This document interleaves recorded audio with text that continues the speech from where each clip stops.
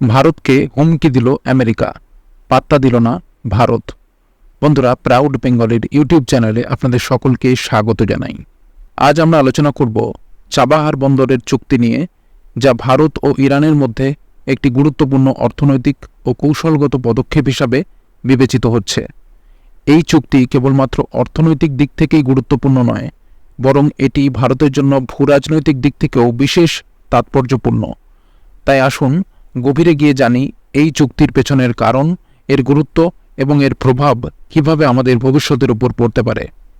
বন্ধুরা, তার আগে ভিডিওটিকে লাইক করে রাখুন এবং চ্যানেলটিকে সাবস্ক্রাইব করে রাখুন, আর কমেন্ট বক্সে লিখে জানান ভারত ইরান সম্পর্ককে আপনি 100-এর মধ্যে কত নম্বর দেবেন। লিখে জানান কমেন্ট বক্সে। তো বন্ধুরা, প্রথমেই জানা যাক চাবাহার বন্দর কোথায় অবস্থিত এবং কেন এটি ভারতের জন্য এত গুরুত্বপূর্ণ। চাবাহার বন্দর ইরানের দক্ষিণ পূর্ব অংশে ওমান উপসাগরের তীরে অবস্থিত।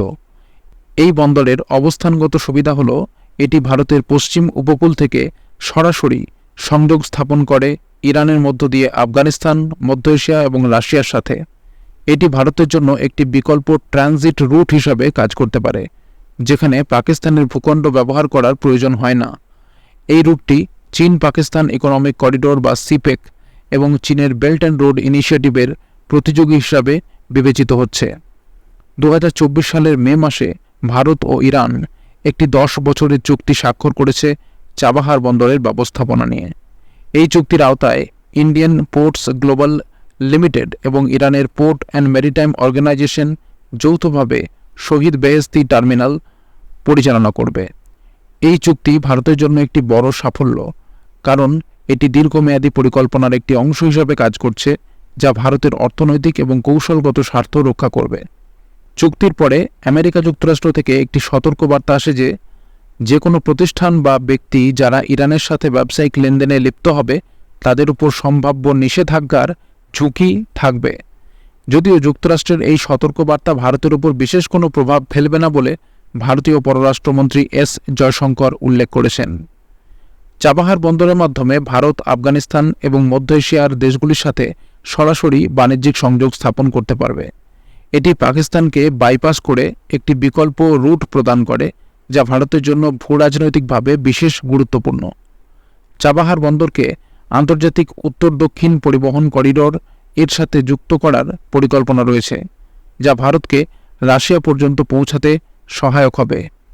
এই করিডোরটি কেবলমাত্র ভারত ও ইরানের মধ্যেই নয়, বরং মধ্য এশিয়া এবং ইউরোপের সাথে বাণিজ্যিক সংযোগকে আরও সহজ করবে।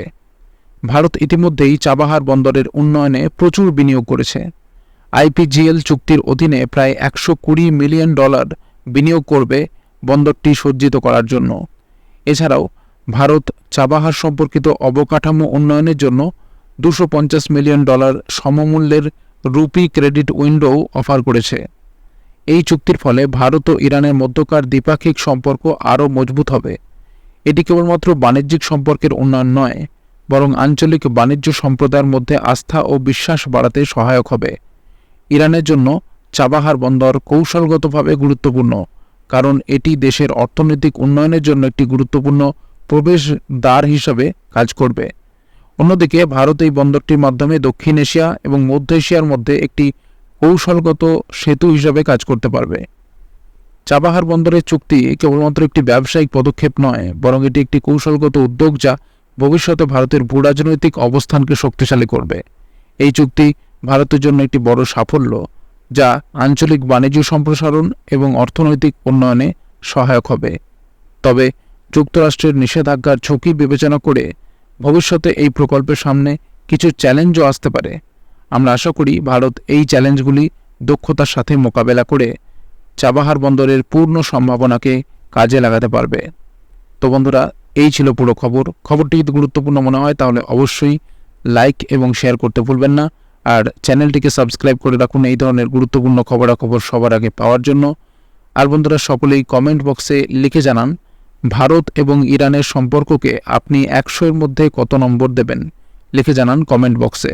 তো বন্ধুরা, এখনকার মতো এই পর্যন্তই। সবাই ভালো থাকবেন। অসংখ্য ধন্যবাদ।